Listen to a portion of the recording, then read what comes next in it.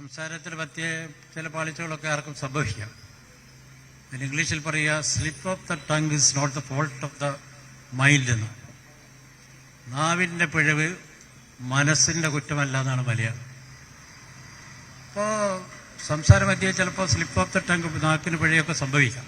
Love ജിഹാദ് എന്നൊക്കെ പറയുന്നത് RSSും സംഘപരിവാരുമെല്ലാം രാജ്യത്തെ മതന്യൂനപക്ഷങ്ങളെ വേട്ടയാടാനും അതുപോലെ തന്നെ ആക്രമിക്കാനും ആക്ഷേപിക്കാനുമെല്ലാം ബോധപൂർവം എഴുന്നള്ളിച്ചു കൊണ്ടുവരുന്ന ചില പ്രയോഗങ്ങളും കാര്യങ്ങളും മാത്രമാണ്.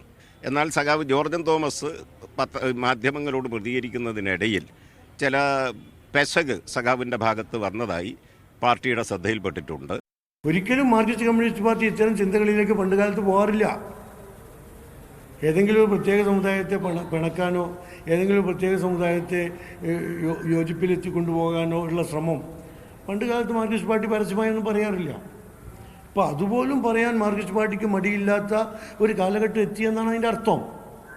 അതായത് പറയുന്നത് ഇത് വെറും നാക്കുപിഴയല്ല, വളരെ ആസൂത്രിതമായി പാർട്ടി സംവിധാനത്തിലൂടെ ഒരുപക്ഷെ ജോർജൻ തോമസ് പറഞ്ഞ ആ കാരണത്തിന് വേണ്ടി ഉണ്ടാക്കിയതായിരിക്കാം.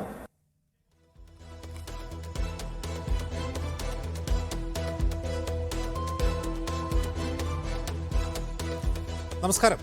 താമരശ്ശേരിയിൽ ഡിവൈഎഫ്ഐ പ്രാദേശിക നേതാവ് ഇതര സമുദായത്തിലെ ഒരു യുവതിയെ വിവാഹം കഴിച്ചത് ലവ് ജിഹാദ് ആണ് എന്ന പരാമർശം നാവുപിഴയാണ് എന്ന് തിരുത്തുന്നു CPM ജില്ലാ സെക്രട്ടേറിയറ്റ് അംഗവും മുൻ MLAയുമായ ജോർജൻ തോമസ്. ലവ് ജിഹാദ് RSSന്റെ പ്രചാരണമാണെന്ന് തറപ്പിച്ചു പറയുന്നു CPMഉം DYFഐയും. ക്യാമ്പസുകളിൽ യുവതികളെ വശീകരിച്ച് മതം മാറ്റാൻ ജമാഅത്തെ ഇസ്ലാമിയും പോപ്പുലർ ഫ്രണ്ടും ശ്രമിക്കുന്നുവെന്ന ജോർജൻ തോമസിന്റെ പരാമർശത്തിനെതിരെ മാനനഷ്ടത്തിന് നോട്ടീസ് അയച്ചിരിക്കുകയാണ് ജമാഅത്തെ ഇസ്ലാമി. ജോർജ് തോമസിന് നാക്കു പിഴച്ചത് എവിടെയൊക്കെയാണ്, തിരുത്തിയത് എന്തൊക്കെയാണ്? സ്വാഗതം. സ്പെഷ്യൽ എഡിഷനിലേക്ക് നമ്മളോടൊപ്പം അതിഥികളായി ഈ വിവാദമായ വിവാഹത്തിലെ വധുവിൻ്റെ അച്ഛൻ ജോസഫ് നമ്മോടൊപ്പം ചേരും. CPM നേതാവ് S Satheesh, Kennedy Karimikala Christian council നേതാവ്, ജമാഅത്തെ ഇസ്ലാമി നേതാവ് T ഷാക്കിർ, അൽമായ മുന്നേറ്റത്തിൻ്റെ പ്രതിനിധി ഷൈജു ആന്റണി എന്നിവർ. ആദ്യം ജോസഫിലേക്ക് പോവുകയാണ്. ജോസഫ്, ഇതൊരു ആസൂത്രിതമായി ബ്രെയിൻ വാഷ് ചെയ്ത് അങ്ങയുടെ മകളെ മറ്റൊരാൾ തട്ടിക്കൊണ്ടു പോവുകയായിരുന്നു അന്ന് അങ്ങിപ്പോഴും ഉറച്ചു വിശ്വസിക്കുകയാണ്?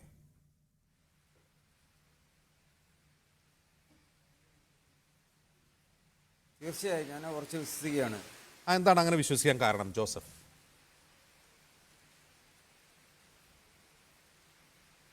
കാരണമുണ്ട്. ഞാൻ ഈ കൊച്ചുമായിട്ട് ഒരു ഇവക്ക് ഇഷ്ടപ്പെട്ട ഒരു വ്യക്തിയുമായിട്ട് ബന്ധമുണ്ടായിരുന്നു. അവൾ പറഞ്ഞു എനിക്ക് ഈ ചെക്കനെ ഇഷ്ടമാണ്. അങ്ങനെ അവളുടെ സമ്മതപ്രകാരമാണ് ഞങ്ങൾ അവളുടെ കല്യാണ നിശ്ചയം തീരുമാനിച്ചത്. അങ്ങനെ എനിക്ക് മറ്റൊരു വ്യക്തിയുമായിട്ട് പരിചയപ്പെട്ടു എന്ന് പറഞ്ഞുകൊണ്ട് അവള് ഓക്കെ, ഈ കല്യാണം നിശ്ചയിച്ചതിന് ശേഷമാണോ ഈ പറയുന്ന ആളോടൊപ്പം ആളെ പരിചയപ്പെടുന്നതാണ് നിങ്ങൾക്ക് കിട്ടിയ വിവരം? ഹലോ,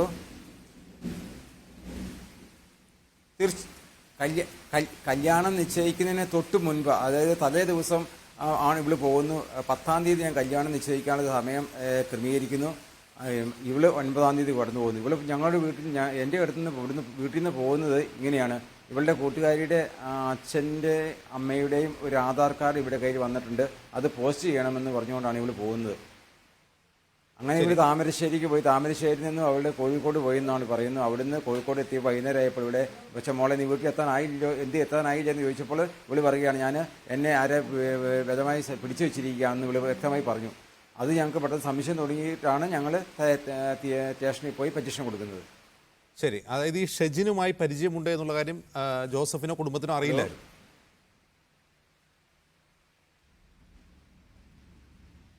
ഒരിക്കലും അറിയില്ല.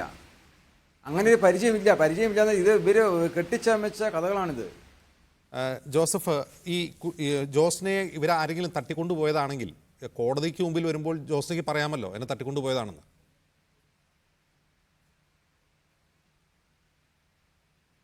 ജോസിനെ ബലമായിട്ട് അവര് പറയിപ്പിച്ചതാണത്. അല്ല, കോടതിയിൽ എങ്ങനെയാണ് ബലം പ്രയോഗിച്ച് കണ്ട ഞങ്ങൾക്കറിയാം, എനിക്കറിയാം. ജോസഫ്, ഈ കോടതിയിൽ മജിസ്ട്രേറ്റിന് മുമ്പിലൊക്കെ എങ്ങനെയാണ് ബലം പ്രയോഗിച്ച ഒരാളെ കൊണ്ട് മൊഴി പിടിപ്പിക്കാൻ കഴിയുക? കോടതി ബലം പ്രയോഗിച്ചത് അവളെ ക്യാൻവാസ് ചെയ്ത് അവളെ ചെയ്തുകൊണ്ട് അവൾക്ക് എല്ലാം വേണ്ട നിർദ്ദേശങ്ങൾ കൊടുത്തുകൊണ്ട് അവളെ കൊണ്ട് പറയിപ്പിക്കാൻ അവർ ചെയ്ത്, മറ്റൊന്നുമല്ല. ജോസഫ്, ഈ ജോസ്നക്ക് 26-27 വയസ്സുണ്ടല്ലോ. അവർ വിദേശ രാജ്യത്ത് എവിടെയോ ജോലി ചെയ്തതാണ് എന്ന് പറയുന്നു. 26 വയസ്സ്. അതെ, ഒറ്റയ്ക്ക് ഒരു വിദേശ രാജ്യത്ത് പോയി ജോലി ചെയ്യാൻ കഴിയുള്ള വിദ്യാസമ്പന്നയായ തീർച്ചയായിട്ടും. ഒരു യുവതിക്ക് എങ്ങനെയാണ് മറ്റൊരാളുടെ ബാഹ്യമായ ഇടപെടൽ മൂലം ഒരാളോടൊപ്പം ഒരു സുരക്ഷയും നോക്കാതെ ഇന്ന് കണ്ട ഒരാളോടൊപ്പം ഇറങ്ങിപ്പോകാൻ കഴിയുക? അത് യഥാർത്ഥത്തിൽ ജോസ്നെ എന്ന വ്യക്തിത്വത്തെ തന്നെ അപമാനിക്കുന്ന ഒരു പരാമർശമല്ലേ?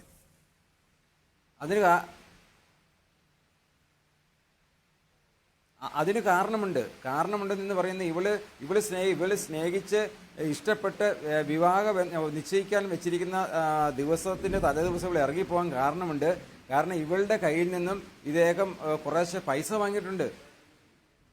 ആ പൈസ ഇവള് തിരിച്ചു ചോദിച്ചപ്പോൾ ഇദ്ദേഹം കൊടുക്കാതെ വന്നപ്പോൾ പൈസ തരാമെന്ന് പറഞ്ഞുകൊണ്ട് ഇയാൾ കൊണ്ടുപോയതാണ്, മറ്റൊന്നുമല്ല. അല്ല, ഈ പൈസ കടം വാങ്ങി പൈസ തിരിച്ചു വാങ്ങാൻ പോയ ആളെ തട്ടിക്കൊണ്ടുപോയായിരുന്നു എന്നാണ് അങ്ങ് വിശ്വസിക്കുന്നത്?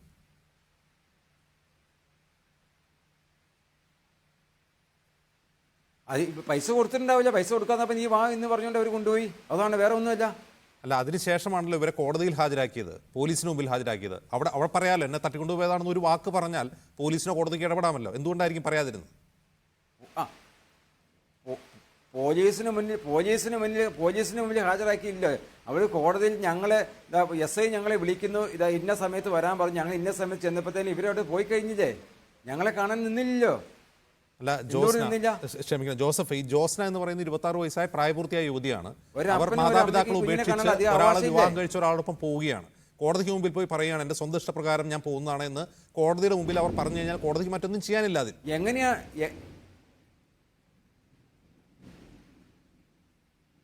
എങ്ങനെയാണ് ഈ 6 മാസം കൊണ്ട് പരിചയപ്പെട്ട ഒരു വ്യക്തിയുടെ സ്നേഹമാണോ 10-26 വർഷക്കാലം ഇവളെ സ്നേഹിച്ച് വളർത്തിയ ഒരു അപ്പന്റെ സ്നേഹമാണോ അവള് അനുസരിക്കേണ്ടത്? അതെന്താ അവള് മനസ്സിലാക്കാത്തത്? ജോസഫ് പത്രവും ടിവിയെ കാണുന്ന ആളാണല്ലോ. ഇതുപോലുള്ള നിരവധി കഥകൾ, അതായത് ഇതര സമുദായങ്ങളിൽപ്പെട്ട യുവാക്കളെയും യുവതികളും പരസ്പരം വിവാഹം കഴിക്കുകയും ഈ യുവതികളുടെ മിക്കവാറും യുവതികളുടെ കുടുംബാംഗങ്ങൾ ഇത്തരത്തിലുള്ള പ്രശ്നം ഉന്നയിക്കുകയും 27-28 വർഷം വളർത്തിയിട്ടും ഞങ്ങൾ ഉപേക്ഷിച്ച് പോകുന്നു. ഇത് കുറച്ച് കഴിയുമ്പോൾ 2-3 ദിവസം കഴിയുമ്പോൾ ചിലപ്പോൾ ഒരുപക്ഷെ ഈ പറയുന്ന ഷെജിനും ജോസ്നയും കൂടി ജോസഫിന്റെ വീട്ടിൽ വരികയും സംസാരിക്കുകയും ചെയ്യുമ്പോൾ തീരാവുന്ന ഒരു കേസേ ഉള്ളൂ. അങ്ങനെ നിരവധി ഉദാഹരണങ്ങൾ നമ്മുടെ മുമ്പിലുണ്ട്.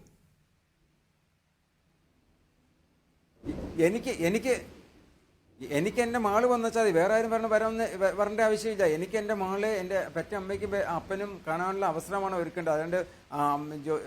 അതുകൊണ്ട് വേറെ ആരും വരേണ്ട ആവശ്യമില്ല. എനിക്ക് എൻ്റെ മാള് മാത്രം വന്നാൽ മതി, വേറെ ആരും എൻ്റെ വീട്ടിലേക്ക് വരേണ്ട ആവശ്യമില്ല. ശരി ജോസഫ്, ഇനി ജോസ്ന തിരിച്ചു വന്ന് അങ്ങയുടെ മുമ്പിൽ ഒന്ന് കാര്യങ്ങൾ വിശദീകരിക്കുകയാണ്. അതായത് ഈ പറയുന്ന ഷെജിനുമായി അവർക്ക് പരിചയമുണ്ടായിരുന്നു, ഇഷ്ടമാണ്, അയാളോടൊപ്പം ജീവിക്കാനാണ് ആഗ്രഹം. ജോസഫ് എന്ന പിതാവ് ഇതൊന്ന് അനുഗ്രഹിച്ചു തരണം, ഞങ്ങളെ അംഗീകരിക്കണമെന്ന് പറഞ്ഞാൽ രണ്ടുപേരെയും അംഗീകരിക്കുമോ ജോസഫ്?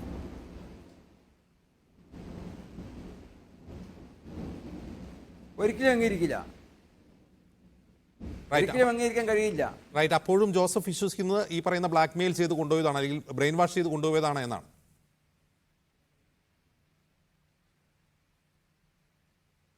തീർച്ചയായും. ജോസഫ്, റൈറ്റ്. ഞാൻ 1-2 കാര്യങ്ങൾ കൂടി ചോദിച്ചോട്ടെ. ഇങ്ങനെ പോയതിന് ശേഷം ജോസഫ് ഈ പോലീസിൽ പരാതിപ്പെടുന്നതോടൊപ്പം തന്നെ മറ്റാരെങ്കിലുമായി ബന്ധപ്പെട്ടോ? അതായത് ഈ പ്രശ്നം തീർക്കണമല്ലോ, പോലീസ് വഴി കണ്ടുപിടിച്ചില്ലെങ്കിൽ മറ്റാരെങ്കിലും, ഇപ്പോൾ ഉദാഹരണത്തിന് ഇദ്ദേഹം DYFIയുടെ മേഖല പ്രസിഡന്റോ മറ്റോ ഒക്കെയാണ്, ലോക്കൽ കമ്മിറ്റി അംഗമാണ് CPMന്റെ. അപ്പോൾ രാഷ്ട്രീയമായി ഈ രാഷ്ട്രീയ നേതാക്കളെ ആരെങ്കിലും കണ്ട് ഈ പ്രശ്നം ഉന്നയിച്ചിരുന്നു?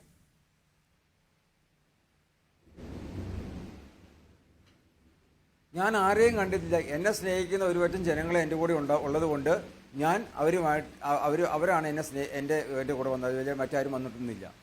ഈ സ്നേഹിക്കുന്ന കിടന്ന ഇടവകയിലെ ആളുകളാണോ? ഞാൻ ഒരു രാഷ്ട്രീയ പാർട്ടികളുടെ കാര്യം പിടിച്ചിട്ടുമില്ല. ഇടവകയിലെ എന്നെ സ്നേഹിക്കുന്ന ആളുകൾ.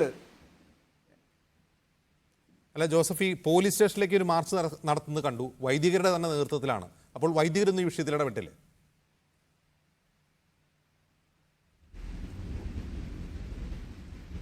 വൈദികരെന്ന് പറയുന്നത് എൻ്റെ ആത്മീയ പിതാവാണ്. അപ്പോൾ എനിക്ക് ഫൊറോനയിൽ പറയാനുള്ള അധികാരവും അവകാശവും ഉള്ളതുകൊണ്ടാണ് ഞാനിത് പറഞ്ഞത്. എന്ന് ഓർത്തുകൊണ്ട് എന്നെ സ്നേഹിക്കുന്ന ആളുകൾ മാത്രമാണ് ഈ പോലീസ് സ്റ്റേഷൻ മാർച്ചിലേക്ക് കടന്നു വന്നത്, അല്ലാണ്ട് മറ്റാരും വന്നിട്ടില്ല. അതായത് ഇടവകയിൽ, അതായത് ഫൊറോനയിലെ ആളുകൾ നേതൃത്വത്തിലായിരുന്നു ആ മാർച്ച് നടന്നത്?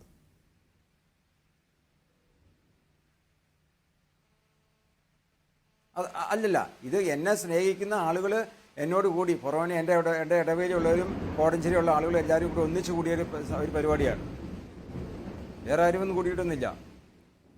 CPM നേതാക്കളുടെ ഭാഗത്ത് നിന്ന് എന്ത് പ്രതികരണമാണ് ഉണ്ടായത്? അങ്ങയോട് എന്തെങ്കിലും സംസാരിക്കുകയോ അല്ലെങ്കിൽ ഈ വിഷയം രമ്യമായി പരിഹരിക്കാമെന്ന് സാധാരണ അങ്ങനെയൊക്കെയാണ് ഇത്തരം കാര്യങ്ങൾ ഉണ്ടാവുക. അദ്ദേഹം ഒരു CPM നേതാക്കളുടെ ഭാഗത്തുനിന്ന് പറഞ്ഞോളൂ ജോസഫ്. CPM നേതാക്കളുടെ ഭാഗത്ത് ഞാൻ അവരുടെ അടുത്ത് പോയിട്ടുമില്ല, അവരുടെ അടുത്ത് വന്നിട്ടുമില്ല. എന്നെ സ്നേഹിക്കുന്ന എനിക്ക് കുറച്ച് ആളുകളുണ്ട്. അവരെൻ്റെ അടുത്ത് വന്നു, എൻ്റെ വിഷമങ്ങൾ കേട്ട് അവരെന്നോട് സഹകരിച്ചു, അത്രമാത്രം. എനിക്ക് അവരുമായിട്ട് യാതൊരു ബന്ധമില്ല. ഈ നിങ്ങളുടെ വീട്ടിൽ വന്ന ആളുകൾ എന്ന് പറയുമ്പോൾ ഈ ഇടവകയിലെ ആളുകൾ, ഫൊറോനയിലെ ആളുകൾ അവരാണോ വന്നത്, അതല്ല രാഷ്ട്രീയ നേതാക്കൾ വന്നോ?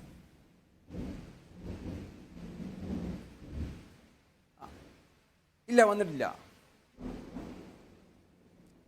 ഇക്കാര്യത്തിൽ ഇദ്ദേഹം ഒരു രാഷ്ട്രീയ പ്രവർത്തകനായതുകൊണ്ടാണ് ഈ ആരോപണ വിധേയനായ വ്യക്തി, അതായത് ജോസ്ന വിവാഹം കഴിച്ചിട്ടുള്ള ആള് ഒരു രാഷ്ട്രീയ പ്രവർത്തകനാണ്. സ്വാഭാവികമായും അവരുടെ രാഷ്ട്രീയ പാർട്ടിയുമായി സംസാരിക്കണ്ടേ? ഇതിങ്ങനെ എന്റെ അനുമതിയോ അറിവോ ഇല്ലാതെ എന്റെ മകൾ ഇറങ്ങിപ്പോയിരിക്കുന്നു, അല്ലെങ്കിൽ എന്റെ അറിവില്ലാതെ എന്റെ മകൾ വിവാഹം കഴിച്ചിരിക്കുന്നു, അതിലൊരു പരിഹാരം ഉണ്ടാക്കണമെന്ന് അവരോട് പറയണ്ടേ? വിവാഹം കഴിച്ചിട്ടില്ല എന്ന് MLA എന്നോട് വ്യക്തമായി പറഞ്ഞിട്ടുണ്ട്. ഞങ്ങളോട് വ്യക്തമായി പറഞ്ഞിട്ടുണ്ട്. അല്ല, അവർ വിവാഹം രജിസ്റ്റർ ചെയ്തിരിക്കുകയാണ് ഇപ്പോൾ.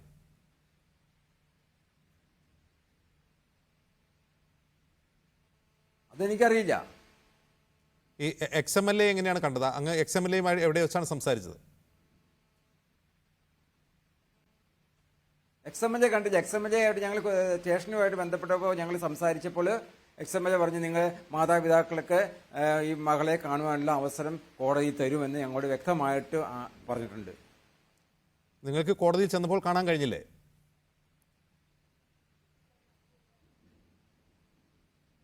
കഴിഞ്ഞില്ല. ഞങ്ങൾ ചെന്നപ്പോൾ തന്നെ അവർ പോയി. അല്ലെ, കോടതിയിൽ ചെന്ന സമയം അവർ അനുവദിച്ചില്ല. കോടതിയിൽ നിന്ന് അങ്ങയോടൊപ്പം അയക്കും എന്നാണോ കരുതിയത്, അല്ലെങ്കിൽ MLA പറഞ്ഞത് അങ്ങനെയാണോ?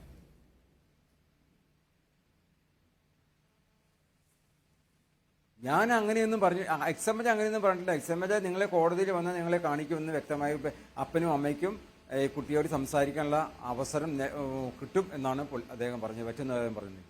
ഈ നിങ്ങൾക്ക് കാണാൻ കഴിയാതിരുന്നപ്പോൾ ഈ പറയുന്ന ജോർജ് എം തോമസ് MLAയുമായി സംസാരിക്കാൻ പറ്റിയോ?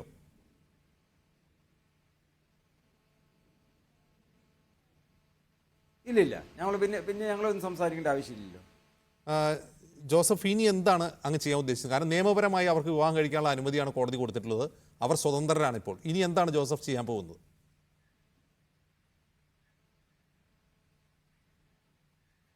എനിക്ക് വേറൊന്നുമില്ല. എനിക്ക് എൻ്റെ മകള് എൻ്റെ അടുത്ത് വരിക, എന്നിട്ട് അവൾക്ക് പറ്റിയ കാര്യങ്ങൾ എന്നോട് വ്യക്തമായി പറയുക. അതാണ് ഞാൻ ആഗ്രഹിക്കുന്നത്. അങ്ങനെ വന്ന് പറഞ്ഞാൽ എന്താണ് സംഭവിച്ചതെന്ന് ജോസഫിനോട് പറഞ്ഞാൽ ജോസഫ് അത് വിശ്വസിച്ച് ജോസിനെ സ്വീകരിക്കുമോ?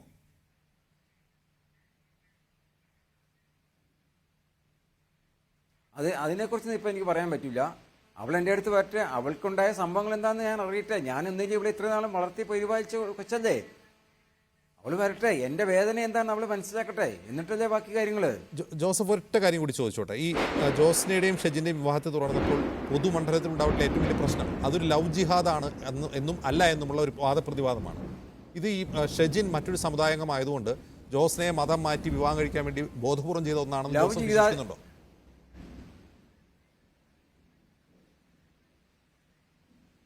ലവ് ജിഹാദിനെ കുറിച്ച് ഞാൻ പറഞ്ഞിട്ടില്ല, ഞാൻ പരാമർശിച്ചിട്ടില്ല. പക്ഷേ ലവ് ജിഹാദ് ആണോ എന്ന് എൻ്റെ കുട്ടിയോട് സംസാരിച്ചാൽ മാത്രമേ എനിക്കത് മനസ്സിലാക്കാൻ കഴിയത്തുള്ളൂ. ഓക്കെ, ജോസഫ് ഇപ്പോഴും വിശ്വസിക്കുന്നത് കടം വാങ്ങിയ പണം തിരികെ ചോദിച്ചപ്പോൾ അവളെ തട്ടിക്കൊണ്ടുപോയതാണ് എന്നാണ് ഇപ്പോഴും വിശ്വസിക്കുന്നത്. തീർച്ചയായും. ശരി, നന്ദി ജോസഫ് ഇത്രയും സംസാരിച്ചതിന്. അങ്ങേക്ക് ഉണ്ടായ മനപ്രയാസത്തിൽ, ചോദ്യങ്ങൾ കേട്ടപ്പോൾ ഉണ്ടാകുന്ന മനപ്രയാസത്തിൽ ഞാൻ ഖേദം പ്രകടിപ്പിക്കുന്നു. കാരണം വളരെ വ്യക്തിപരമായൊരു കാര്യമാണ്. എങ്കിലും അങ്ങ് ഇത്ര നേരം സംസാരിച്ചതിൽ വളരെ നന്ദിയുണ്ട്. ശ്രീ സതീഷ്, ജോസഫ് എന്ന ആ പിതാവ് പറയുന്നത് അങ്ങ് കേട്ട് കാണുമല്ലോ. അദ്ദേഹത്തിന് ഇതൊരു ലവ് ജിഹാദാണോ അല്ലയോ ഒന്നും അറിയില്ല. അദ്ദേഹം അത്തരം ഒരു ആരോപണം ഉന്നയിക്കുന്നില്ല. അദ്ദേഹം പറയുന്നൊരു കാര്യം, പണം കടം വാങ്ങി അത് തിരികെ ചോദിക്കാൻ വേണ്ടി ചെന്നപ്പോൾ അവളെ തട്ടിക്കൊണ്ടുപോയതാണെന്ന് അദ്ദേഹം ആത്മാർത്ഥമായി ഇപ്പോഴും വിശ്വസിക്കുന്നു.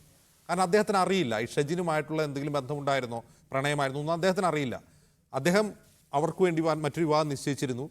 അതുമായി ബന്ധപ്പെട്ട് മുന്നോട്ട് പോകുമ്പോഴാണ് ഇത് സംഭവിക്കുന്നത്. സ്വാഭാവികമായും ഒരു പിതാവിനെ സംബന്ധിച്ച് വേദന ഉണ്ടാകും. വ്യക്തിപരമായ അദ്ദേഹത്തിൻ്റെ വേദനയാണ് ഇവിടെ പങ്കുവച്ചത്.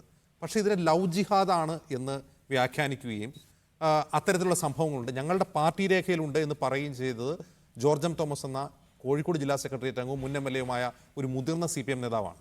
അദ്ദേഹം അത് പറയുന്നു, അത് വിവാദമാവുന്നു. പിറ്റേന്ന് അദ്ദേഹം പറയുന്നത് നാക്കുപിഴയാണെന്ന് പറയുന്നു. എങ്ങനെയാണ് പാർട്ടി ഡോക്യുമെന്റിലുണ്ട് എന്ന് പറഞ്ഞ് അദ്ദേഹം തന്നെ 2-3 വട്ടം ഉദ്ധരിച്ചൊരു കാര്യം നാക്കുപിഴയാവുന്നത്? ഇത്രയും ഈ സാമൂഹിക കാലുഷ്യം ഉണ്ടാക്കുന്ന രീതിയിൽ ആ പരാമർശം നടത്താൻ ഒരു മുതിർന്ന നേതാവിന് എങ്ങനെയാണ് കഴിയുക? Shri S. Satheesh.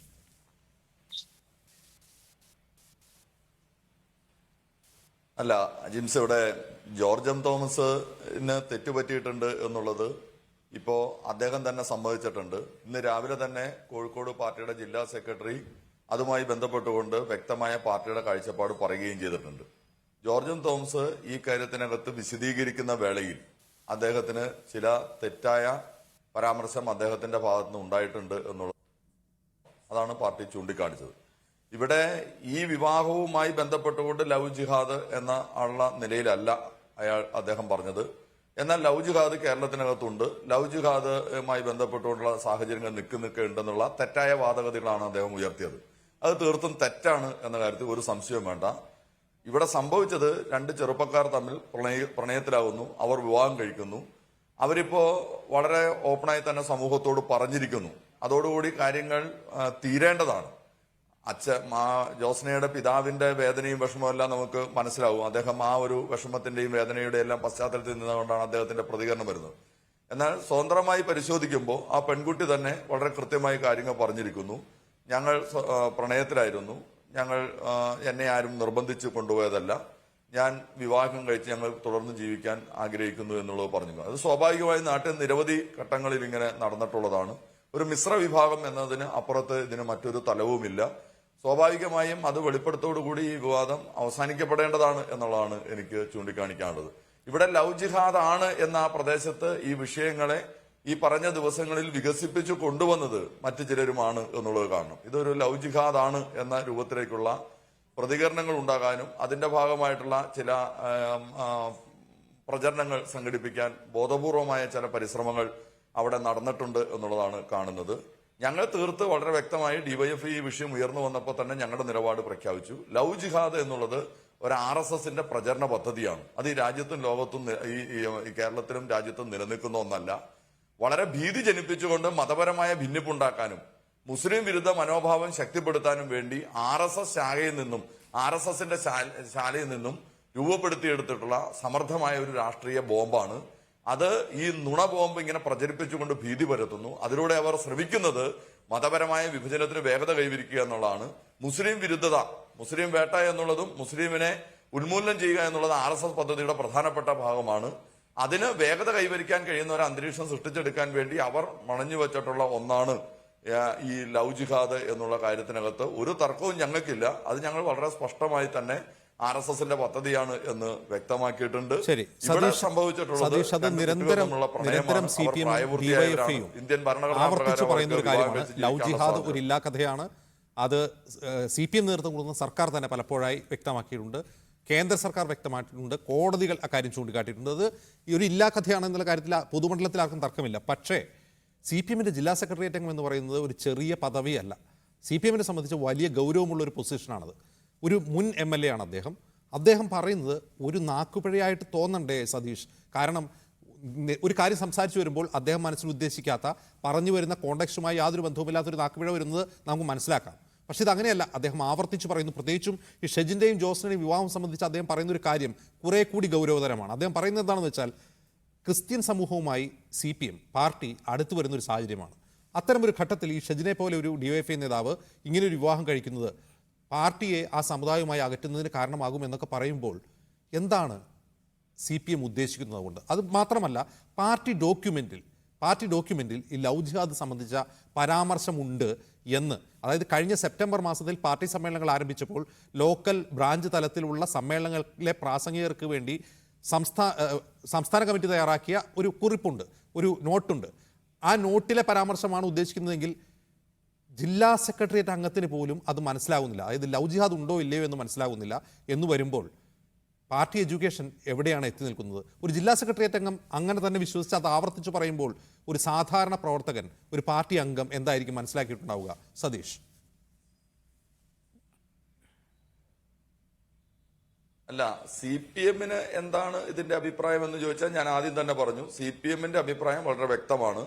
George M തോമസിന് ഈ കാര്യത്തിനകത്ത് ധാരണയ്ക്കകത്ത് പിശകുണ്ടായിട്ടുണ്ട്, അദ്ദേഹത്തിന്റെ അഭിപ്രായം തെറ്റാണ് എന്ന് CPM ഉത്തരവാദിത്തപ്പെട്ട നേതൃത്വം തന്നെ വ്യക്തമാക്കി കഴിഞ്ഞപ്പോൾ CPM നിലപാട് എന്താണെന്ന് വ്യക്തമാണ്.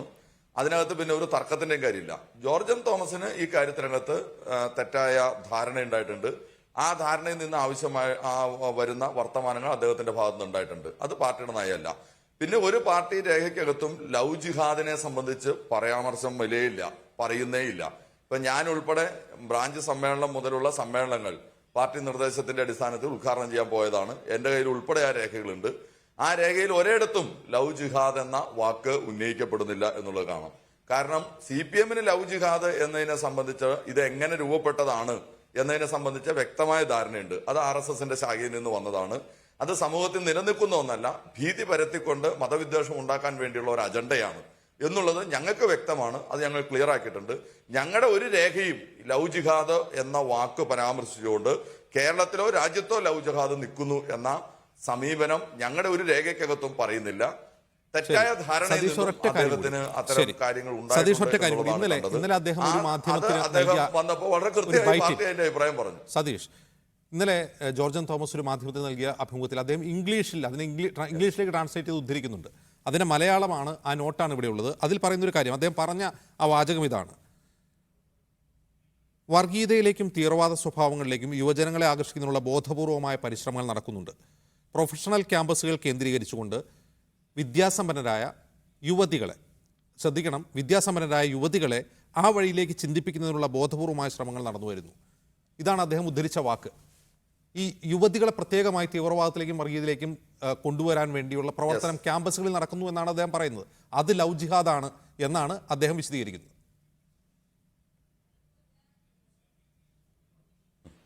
അദ്ദേഹം വിശദീകരിക്കുന്നത് അജിൻസിന്റെ വാക്ക് അതാണെങ്കിൽ ഞാൻ അതിൻ്റെ അകത്ത് പറയുന്നില്ല. അദ്ദേഹത്തിന്റെ ധാരണ പശയുണ്ടെന്നുള്ളത് ഞാൻ ആദ്യം പറഞ്ഞു. പാർട്ടി അതല്ല വിശദീകരിക്കുന്നത്. പാർട്ടി നമ്മുടെ ക്യാമ്പസുകൾക്കകത്ത് ഉൾപ്പെടെ രാഷ്ട്രീയ നിരോധനം വന്നതിന് ശേഷം ക്യാമ്പസുകൾക്കകത്ത് വന്നിട്ടുള്ള സ്വഭാവത്തെ സംബന്ധിച്ച് നീണ്ടകാലങ്ങളായി ഞങ്ങൾ ചർച്ച ചെയ്യുന്നുണ്ട്. അതിൽ പുതിയ കാലത്തെ വിദ്യാർത്ഥി സമൂഹത്തെ എങ്ങനെയാണ് മതതീവ്രവാദത്തിന്റെ പാതയിലേക്കും അരാജകത്വ പ്രവണതകളിലേക്കും അതായത് ജമാഅത്തെ ഇസ്ലാമി ഇസ്ലാമിക രാഷ്ട്ര സ്ഥാപനത്തിന് വേണ്ടി ശ്രമിക്കുന്നു. ഒരു നിമിഷം ജമാഅത്തെ ഇസ്ലാമി എന്താണ് ആശയപരമായ പ്രചാരണങ്ങൾ നടത്തുന്നു, ഇസ്ലാമിക രാഷ്ട്ര സ്ഥാപനത്തിന് വേണ്ടി നടത്തുന്നു, യുവാക്കളെ പ്രത്യേകമായി തെരഞ്ഞുപിടിച്ച് അവരുടെ ആശയം പ്രചരിപ്പിക്കുന്നു എന്നൊക്കെ പറയുന്നു. പക്ഷേ ഈ വാചകത്തിൽ ഒരു പ്രത്യേകത, ഇത് യുവതികളെ എന്ന് പ്രത്യേകം സവിശേഷമായി പറയുകയാണ്. അതുകൊണ്ടാണ് ജോർജ് എം തോമസിന് ഈ നാക്കുപിഴ സംഭവിച്ചത്. അല്ല, ജമാഅത്തെ ഇസ്ലാമിയും RSSും ഈ രാജ്യത്ത് മുന്നോട്ട് വയ്ക്കുന്ന വാദം മതരാഷ്ട്രവാദമാണ്. അവർ രണ്ടു കൂട്ടരും മതരാഷ്ട്രത്തെ സംബന്ധിച്ചാണ് വയ്ക്കുന്നത്.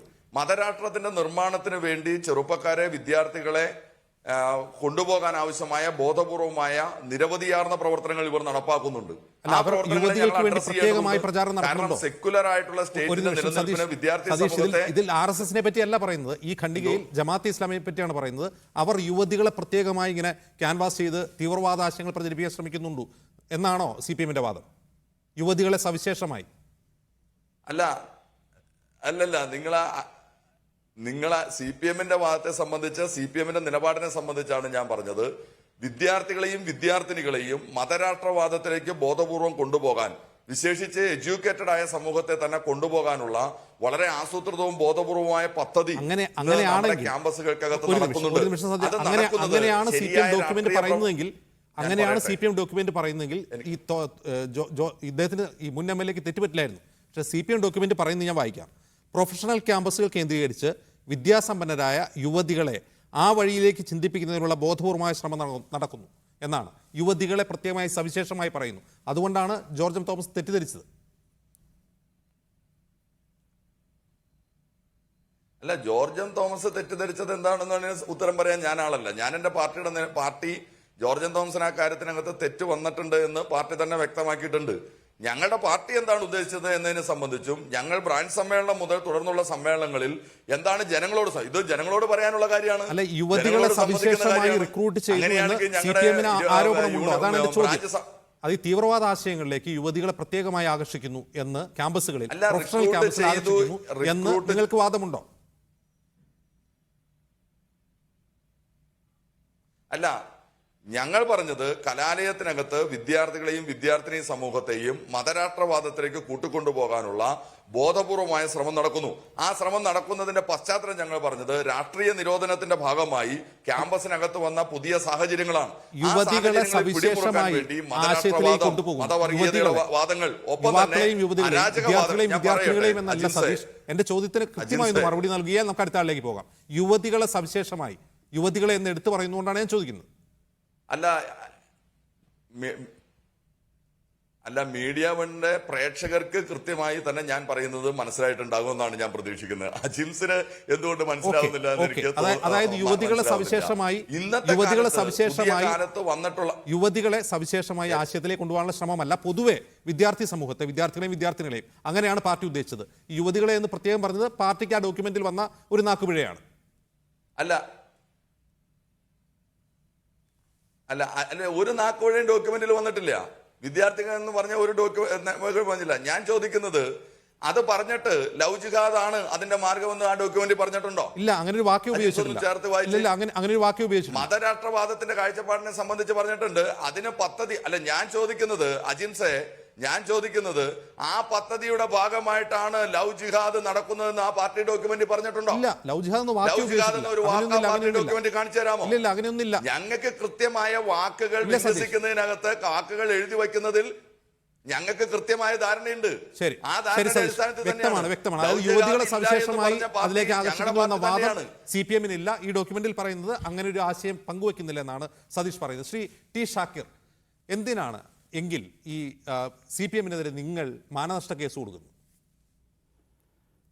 ഇതിലൊന്നാമതായി CPM-ൻ്റെ കോഴിക്കോട് ജില്ലാ സെക്രട്ടറി ശ്രീ ജോർജ് തോമസിൻ്റെ പ്രസ്താവനയെ തിരുത്തിയതിനെ സ്വാഗതം ചെയ്യുകയാണ്. സന്തോഷകരമായ കാര്യമാണ്. അദ്ദേഹം പാർട്ടിയുടെ നിലപാട് ഇതല്ല എന്ന് പ്രഖ്യാപിച്ചിരിക്കുന്നു, പാർട്ടി ജില്ലാ സെക്രട്ടറി. അതേസമയം CPM ഇതിൽ അകപ്പെട്ടിരിക്കുന്ന ഒരു പ്രതിസന്ധിയെയാണ് നമ്മൾ മനസ്സിലാക്കേണ്ടത്. ഒരേ സമയം ഇസ്ലാമോഫോബിയയുടെ ആനുകൂല്യങ്ങളെ ഉപയോഗപ്പെടുത്തുകയും അതേസമയം തന്നെ മതനിരപേക്ഷതയുടെ വാദങ്ങൾ ഉയർത്തിപ്പിടിക്കുകയും ചെയ്യേണ്ടി വരുന്നതിൻ്റെ വൈരുദ്ധ്യമാണ്, പ്രതിസന്ധിയാണ് യഥാർത്ഥത്തിൽ CPM ഇപ്പോൾ അനുഭവിച്ചുകൊണ്ടിരിക്കുന്നത്. അതിപ്പോൾ ഉണ്ടായ ഒരു പ്രതിസന്ധി മാത്രമല്ല. കഴിഞ്ഞ നിയമസഭാ തെരഞ്ഞെടുപ്പിൽ CPM-ൻ്റെ ഇപ്പോഴത്തെ ഘടകകക്ഷിയായ കേരള കോൺഗ്രസിൻ്റെ നേതാവ് ജോസ് കെ മാണി ലവ് ജിഹാദ് ക്യാമ്പയിൻ നടത്തിയതാണ്. അത് കേരളം കണ്ടതാണ്, കേട്ടതാണ്. പക്ഷെ അതിനെക്കുറിച്ച് CPM പ്രത്യേകിച്ചൊന്നും പ്രതികരിച്ചിട്ടില്ല. ജോസ് കെ മാണി അദ്ദേഹത്തിൻ്റെ തട്ടകങ്ങളിൽ ആ ക്യാമ്പയിൻ നടത്തട്ടെ എന്ന ഒരു മനോഭാവവും നിലപാടുമാണ് CPM അതിനോട് സ്വീകരിച്ചിരുന്നത്. പക്ഷെ CPM ആയിട്ട് ആ വാദം ഉയർത്തിയിട്ടില്ല, ഏറ്റുപിടിച്ചിട്ടില്ല. അപ്പോൾ ഇസ്ലാമോഫോബിയയുടെ സാഹചര്യങ്ങളെ, അതിൻ്റെ ആനുകൂല്യങ്ങളെ പരമാവധി ടാപ്പ് ചെയ്യുക, അതിന് രാഷ്ട്രീയപരമായി വോട്ട് ബാങ്ക് പരമായി. അത് CPM അല്ലല്ലോ ടാപ്പ് ചെയ്യുന്നത്. CPM-ന്റെ LDF-ലെ ഒരു ഘടകകക്ഷി അങ്ങനെ ചെയ്യുന്നു.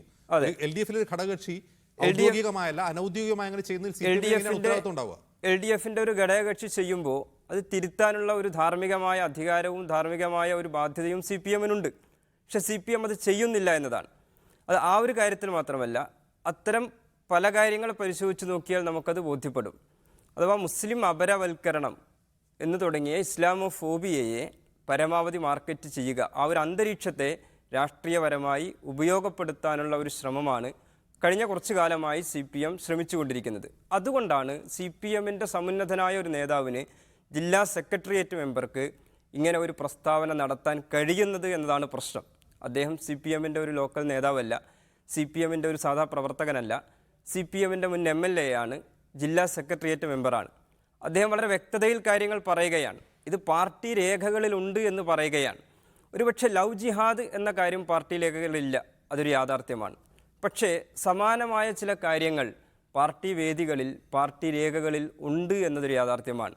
ഉന്നത വിദ്യാഭ്യാസ രംഗത്തേക്ക് പോകുന്ന മുസ്ലിം ചെറുപ്പക്കാരികളെക്കുറിച്ചും ചെറുപ്പക്കാരെക്കുറിച്ചുമുള്ള ആരോപണങ്ങൾ, ആധികൾ കഴിഞ്ഞ കുറച്ചു കാലമായി CPM കേരളത്തിൽ ഉന്നയിക്കുന്നുണ്ട്.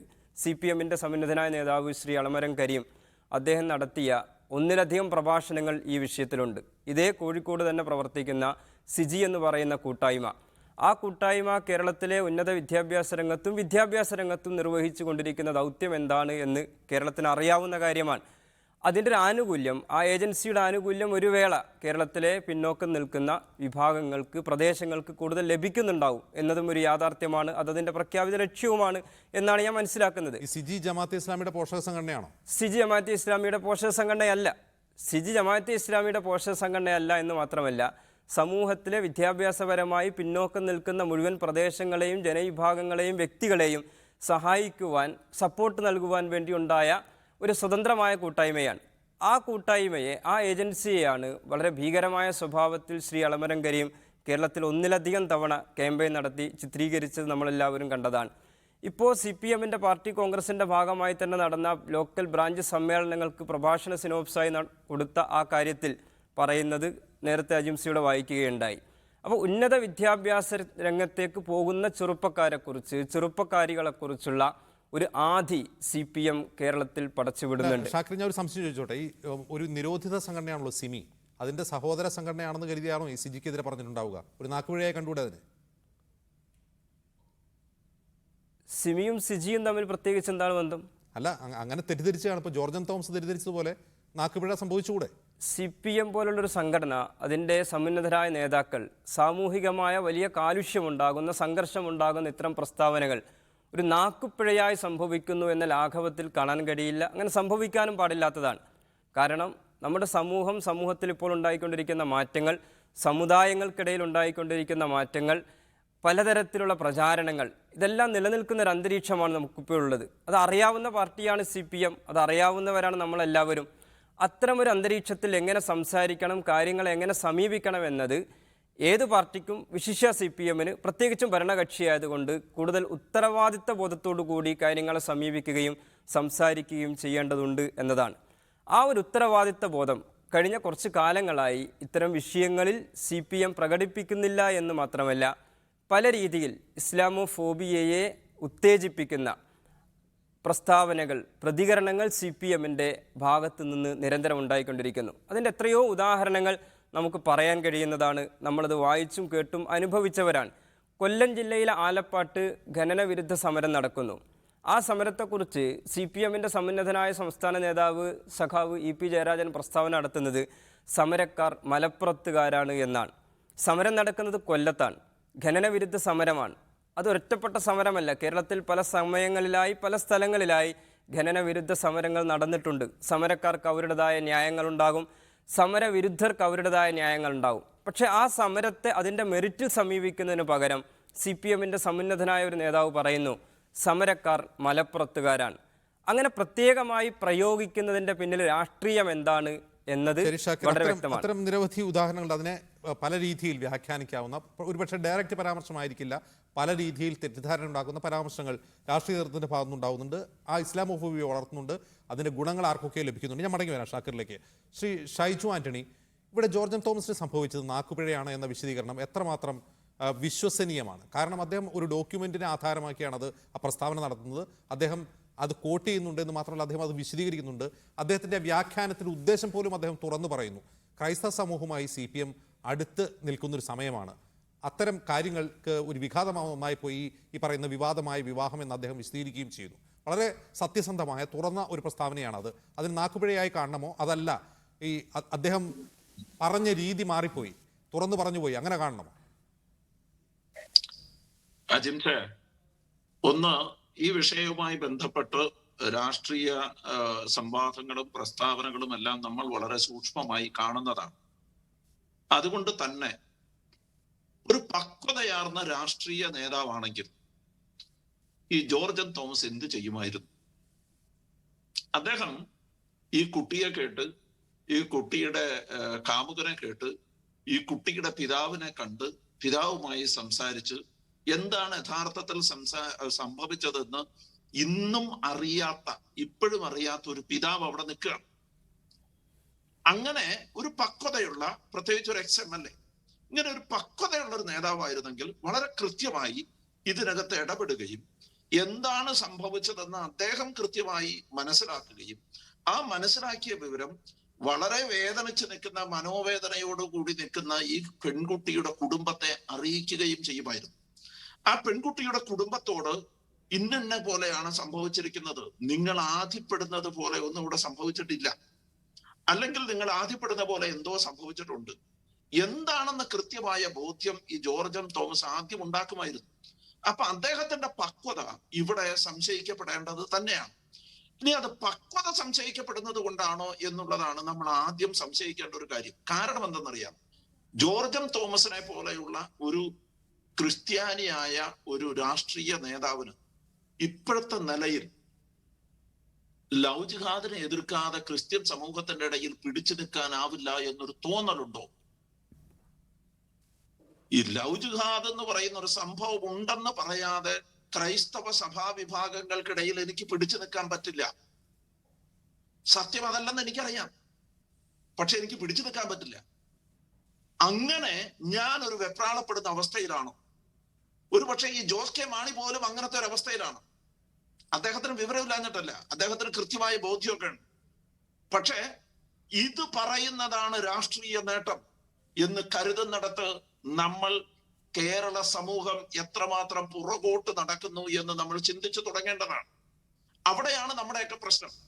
രാഷ്ട്രീയം പറയേണ്ടിടത്ത് മതം പറയുകയും മതം പറയേണ്ടിടത്ത് രാഷ്ട്രീയം പറയുകയും ചെയ്യുന്ന ഒരു സാഹചര്യത്തിലേക്ക് നമ്മൾ കാര്യങ്ങളെ കൊണ്ടുവന്ന് എത്തിച്ചിരിക്കുന്നു.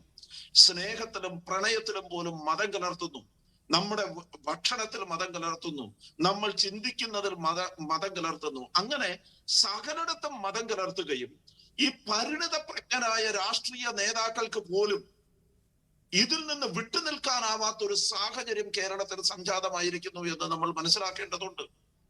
നമ്മളിത് പറഞ്ഞാൽ, ഇപ്പൊ ഞാൻ ഇവിടെ ഇരുന്ന് ഇത് തുറന്നു പറഞ്ഞാൽ, ഈ ഡയലോഗ് എടുത്ത് നിങ്ങൾ നാളെ ഫേസ്ബുക്കിൽ ഇട്ട് നോക്കൂ. നാളെ എന്നെ തെറിയായിരിക്കും. സുഡാപ്പികളുടെ ഫണ്ട് മേടിച്ചിട്ടാണ്, മറ്റവരുടെ ഫണ്ട് മേടിച്ചിട്ടാണ് എന്നൊക്കെ പറഞ്ഞ് 100 കൂട്ടം വാദമുഖങ്ങൾ അവർ ഉന്നയിക്കും. അവർ വ്യക്തിപരമായി ആക്രമിക്കും. അവർ നിങ്ങളെ ഇല്ലായ്മ ചെയ്യും. അങ്ങനെ ഒരു കൂട്ടം ആളുകൾ, മത തീവ്രവാദികൾ, മുസ്ലിം തീവ്രവാദികളും മുസ്ലിം ജിഹാദികളും ക്രിസ്ത്യൻ ജിഹാദികളും എല്ലാവരും ചേർന്ന് നിങ്ങളെ ഇല്ലായ്മ ചെയ്യുന്ന ഒരു സാഹചര്യത്തിലേക്ക് എത്തിക്കുമെന്ന് പരിണിത പ്രജ്ഞരായ രാഷ്ട്രീയ നേതാക്കൾ പോലും ഭയപ്പെടുന്നു എന്നാണ് എന്റെ സംശയം. ഷൈജു ആന്റണി പറഞ്ഞു വരുന്നത് CPM പോലും, അതായത് ഈ ലവ് ജിഹാദ് പ്രചാരണം നടത്തുന്ന ഏതൊക്കെയോ കേന്ദ്രങ്ങൾ അവരുടെ ഇരകളായി മാറുകയാണ് CPM പോലും എന്നാണ് ഷൈജു ആന്റണി പറയുന്നത്. CPM മാത്രമല്ലാന്ന്, മിക്കവാറും പല രാഷ്ട്രീയ നേതാക്കളും, ക്രിസ്ത്യൻ രാഷ്ട്രീയ നേതാക്കൾ അവരുടെ ഇരകളായി മാറുകയാണ്. അവർക്ക് സ്വന്തം നിലപാട് പറയാൻ പറ്റാത്തൊരു സാഹചര്യത്തിൽ എത്തിയിരിക്കുന്നു. അജിംസ് ഒന്ന് സൂക്ഷിച്ചു നോക്കിക്കോ, ഈ നാട്ടിലുള്ള സകല പ്രസ്താവനകളെ എടുത്ത് സൂക്ഷിച്ചു നോക്കൂ. പലരും മൗനം പാലിക്കുന്നു, ഒന്നുകിൽ വിട്ടുനിൽക്കുന്നു. മൗനം പാലിക്കുന്നത് silence is always with injustice.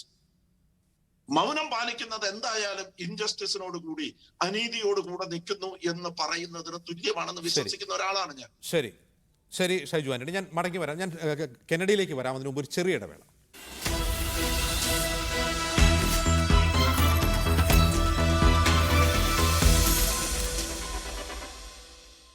Shri Kennedy കരിമംഗാല, ഈ അല്പം മുമ്പ് ഈ യുവതിയുടെ പിതാവ് ഇവിടെ വന്ന് ജോസഫ്, അദ്ദേഹം സംസാരിച്ച് കേട്ടു. അദ്ദേഹത്തിന് ഇതൊരു ലവ് ജിഹാദാണ് എന്നൊന്നും ആരോപണമില്ല.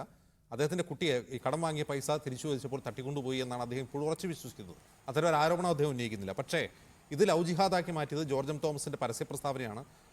അതേ തുടർന്ന് ഇത് ഈ പെൺകുട്ടിയെ വിട്ടുകിട്ടാൻ ആവശ്യപ്പെട്ടുകൊണ്ട് അവിടെ വൈദികരുടെ തന്നെ നേതൃത്വത്തിൽ പോലീസ് സ്റ്റേഷൻ മാർച്ച് നടക്കുന്നു. ആദ്യമായിട്ടാണ് ഒരു മതാന്തര വിവാഹത്തിൽ യുവതിയെ വിട്ടുകിട്ടണമെന്ന് ആവശ്യപ്പെട്ട് പോലീസ് സ്റ്റേഷൻ മാർച്ചൊക്കെ നടക്കുന്നത്, അതും വൈദികരുടെയും കന്യാസ്ത്രീയുടെ നേതൃത്വത്തിൽ. ഇത് യഥാർത്ഥത്തിൽ ഇത് കലുഷിതമാക്കുന്ന ആരാണ്?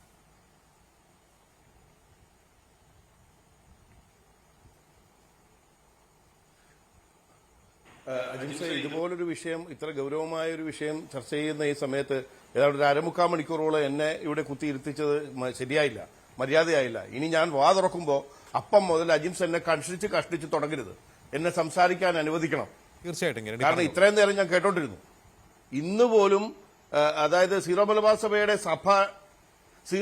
സഭയുടെ ഔദ്യോഗിക സിനഡ് ഔദ്യോഗികമായി പുറത്തിറക്കിയ രേഖയുണ്ട് ലവ് ജിഹാദിനെതിരെ. KCBC ഔദ്യോഗികമായി ഇറക്കിയ രേഖയുണ്ട് ലവ് ജിഹാദിനെതിരെ. ഇത്രയൊക്കെ സഭ ഔദ്യോഗികമായി ഇറക്കിയിരിക്കുമ്പോൾ സഭയുടെ തലവന്റെയും കർദിനാൾ സാന്ദ്രയുടെയും അടക്കം കോലം നടുറോഡിലിട്ട് കത്തിച്ച ഒരു തെമ്മാടിയെ അവിടെ കൊണ്ടിരുത്തിയിട്ട് സഭയ്ക്കെതിരെ ചീത്ത പറയിക്കുകയാണ് ഇന്നത്തെ ദിവസവും സഭ തെറ്റാണെന്ന് പറയിക്കാൻ നിങ്ങൾക്ക് ഇതിനേക്കാൾ നല്ല ആളെ കിട്ടില്ല. നടുറോഡിലിട്ട് കോലം കത്തിച്ച കൂട്ടത്തിലുള്ള ആളാ വന്ന് കുത്തിയിരിക്കുന്നത് ഷൈജു ആന്റണി. അതൊരു വശത്ത് നിൽക്കട്ടെ. ഇത്രയും പുണ്യമായ ഒരു സമയം അദ്ദേഹം മറ്റന്നാൾ സഭയെക്കുറിച്ചോ ദുഃഖവെള്ളിയാഴ്ചയാണ്. സഭാ നേതൃത്വത്തെക്കുറിച്ചോ ഒരു അക്ഷരം പറഞ്ഞിട്ടില്ല. ഇല്ലാത്ത കാര്യം പറയരുത്. ഇതിനെതിരെ പറഞ്ഞു കേട്ടില്ലേ? എന്താണ് പറഞ്ഞത്? സഭയ്ക്കെതിരെ ലവ് അദ്ദേഹം ജിഹാദ് പറഞ്ഞിട്ടില്ല. ലവ് ജിഹാദിനെതിരെ പറഞ്ഞു കേട്ടില്ലേ? ആ, ലവ് ജിഹാദിനെതിരെ ജോർജ് പറഞ്ഞു. തോമസിനെ കുറ്റപ്പെടുത്തി അദ്ദേഹം സംസാരിച്ചില്ലേ? സഭയെ ഞാൻ അതിലേക്ക് വരാം. വലിച്ചിഴച്ചിട്ടില്ലെന്ന്. സഭയെക്കുറിച്ച് അദ്ദേഹം ഒന്നും പറഞ്ഞിട്ടില്ല. അജിംസിന് പൊള്ളും. അജിംസ് ഇപ്പൊ വാതുറക്കുമെന്ന് എനിക്കറിയാം. എനിക്ക് ഈ അജിംസ് ഇപ്പൊ അസത്യം കേട്ടാൽ അപ്പൊ വാതുറക്കുമെന്ന് പൊള്ളും എനിക്കറിയാം. കെന്നഡി. അതുകൊണ്ട് ഞാൻ എനിക്ക് തുടക്കത്തിൽ ആര് തന്നെ പറഞ്ഞാലും, അതിപ്പോ സതീഷ് പറഞ്ഞാലും ഞാൻ കെന്നഡി പറഞ്ഞില്ല. പറഞ്ഞാലും ഇത് ഇരിക്കുന്ന പുതിയ ഷാക്കിറോ മാസമാണ്. ഷൈജു ആര് പറഞ്ഞാലും പൊള്ളും. ഷൈജു ആന്റണി പൊള്ളട്ടെ. സഭയ്ക്കെതിരെ ഒരു വാക്ക് പൊള്ളണം. പറഞ്ഞിട്ടില്ല. അദ്ദേഹം പറഞ്ഞത് പൊള്ളണം. ലവ് ജിഹാദ് ഇല്ലാത്തൊരു കാര്യമാണെന്നാണ് അദ്ദേഹം പറഞ്ഞത്. അത്രേ ഉള്ളൂ. അങ്ങ് തുടർന്നോളൂ പ്ലീസ്. അജിംസെ പൊള്ളണം.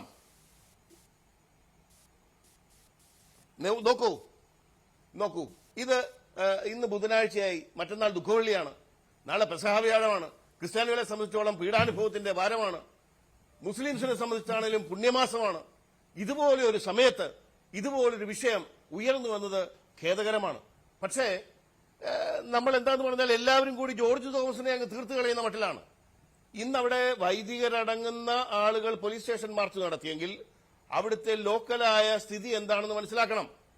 അവിടുത്തെ ജനങ്ങൾക്ക് തെറ്റുപറ്റിയിട്ടല്ല ജോർജ് തോമസിനെ ഒരിക്കൽ MLA ആക്കിയത്. ശരിയായ തീരുമാനമായിരുന്നു. ജോർജ് തോമസ് സത്യം വിളിച്ചു പറഞ്ഞെങ്കിൽ അത് ജോർജ് തോമസിനെ ജനം സ്വീകരിച്ചത്, ജോർജ് തോമസിനെ നേതാവായി അംഗീകരിച്ചത് ആ സത്യം പച്ചയ്ക്ക് അദ്ദേഹത്തിന് ബോധ്യപ്പെട്ടിട്ട് തന്നെയാണ് അദ്ദേഹം അത് പറഞ്ഞത്. ഇത് ഇപ്പോ അദ്ദേഹത്തെ കഴുത്തിൽ പിടിച്ചത് തിരുത്തിച്ചു. അത് രാഷ്ട്രീയം, അതിലേക്ക് ഞാൻ കിടക്കുന്നില്ല. പക്ഷേ ഞാൻ മറ്റൊരു കാര്യം ഒന്ന് ചോദിച്ചോട്ടെ. നമ്മൾ എത്ര നാളിങ്ങനെ ഒരു ഗാന്ധാരി വേഷം അണിഞ്ഞിരിക്കും? നമുക്കറിയാം ഈ നാട്ടിൽ വെറും വാട്സാപ്പിലൂടെ കേരളത്തെ നടുക്കുന്ന ഹർത്താൽ നടത്തിയ നാടായത്. നർക്കോട്ടിക് ജിഹാദിന്റെ പേരിൽ ഒരു പെൺകുട്ടിയെ കോഴിക്കോട് ഒരു ഹോട്ടലിൽ കൊണ്ടിട്ട് മയക്കുമരുന്ന് കൊടുത്ത് പീഡിപ്പിച്ചപ്പോ ഞാൻ ഇത് ഈ ചാനലിൽ തന്നെ പറഞ്ഞപ്പം സകലരും ഏതാണ്ട് ഒരു പുണ്യപ്രവൃത്തിയാണെന്നുള്ള മട്ടിൽ എന്നോട് തർക്കിക്കാൻ വന്നു. ഇന്ന് ആ കേസ് കോടതിയിലാണ്. ഞാൻ മനസ്സിലാക്കുന്നിടത്തോളം 164 മൊഴി കൊടുക്കുകയാണ് പെൺകുട്ടി. ആ നാർക്കോട്ടിക് ജിഹാദിന്റെ എല്ലാ ലക്ഷണങ്ങളും, കൊന്ത വലിച്ചു പൊട്ടിച്ചതും വലിച്ചെറിഞ്ഞതും മതം മാറാൻ ആവശ്യപ്പെട്ടതനുസരിച്ച് ആ കാര്യങ്ങൾ കൃത്യമായി നാർക്കോട്ടിക് ജിഹാദിലേക്ക് നീങ്ങുന്നു. എത്ര നാളിങ്ങനെ കണ്ടില്ലെന്ന് വെക്കും? ഇനി CPMന്റെ ഒരു പ്രതിനിധി ഇപ്പോൾ പറഞ്ഞപ്പോഴാണ് അതിന് പ്രാധാന്യം കൂടിയത് എന്നത് വാസ്തവം. നമുക്കറിയാം പാലാ പിതാവ് ഈ വിഷയം പറഞ്ഞു, അതിനുശേഷം ഒട്ടൊക്കെ കെട്ടടങ്ങിയിരുന്നതാണ്. ഒരിക്കലും ഇത്തരം വിഷയങ്ങൾ ഈ സമൂഹത്തിൽ നടക്കുന്നത് നന്നാണെന്ന അഭിപ്രായം എനിക്കുമില്ല. പക്ഷേ CPMന്റെ ഒരു പ്രതിനിധി ഇത് പറഞ്ഞത് അബദ്ധത്തിൽ പറഞ്ഞതാണെന്ന് ഇപ്പൊ CPMന്റെ പ്രതിനിധിയും പറയുന്നു. നമ്മൾ മനസ്സിലാക്കുന്നിടത്തോളം CPMന്റെ വിതരണം ചെയ്യപ്പെട്ട ലഘുലേഖകളിൽ ദ്രുതഗമന ശകടം എന്ന മാതിരി പറഞ്ഞില്ല, ലവ് ജിഹാദ് എന്ന് പറഞ്ഞില്ല എന്ന് മാത്രം. അതേ അദ്ദേഹം പറയുന്നുള്ളൂ. CPMന്റെ പ്രതിനിധി പറയുന്നത് അതേ അദ്ദേഹം പറയുന്നുള്ളൂ. അതല്ലെങ്കിൽ അദ്ദേഹം പറയട്ടെ. ക്രിസ്ത്യൻ വിഭാഗത്തിന്റെ, സീറോ മലബാർ വിഭാഗത്തിന്റെ, KCBCയുടെ ഇത്രയും ഉത്തരവാദിത്തപ്പെട്ടവർ പറഞ്ഞ ഈ വിഷയം CPM പുറത്തെതിർക്കുന്നത് പോട്ടെ, പുറത്ത് പറയുന്നില്ല എന്നുള്ളത് പോട്ടെ, തൃക്കാക്കര ഉപതെരഞ്ഞെടുപ്പിന്റെ നടുക്ക് നിൽക്കുമ്പോ ഞാൻ ചോദിക്കുന്നു, CPM പാർട്ടിക്കുള്ളിൽ പോലും ചർച്ച ചെയ്തിട്ടില്ല. ന്യൂനപക്ഷത്തിന്റെ പൊള്ളുന്ന വിഷയം ഞങ്ങൾക്ക് വിഷയമല്ല, ഞങ്ങളത് ചർച്ച ചെയ്തിട്ടില്ല, ഞങ്ങളത് ചർച്ച ചെയ്യുകയുമില്ല, സഭ പറഞ്ഞതൊന്നും ഞങ്ങൾക്ക് വിഷയമല്ല എന്ന അഭിപ്രായം CPMന്റെ പ്രതിനിധിക്കുണ്ടോ? ഈ വിഷയത്തിൽ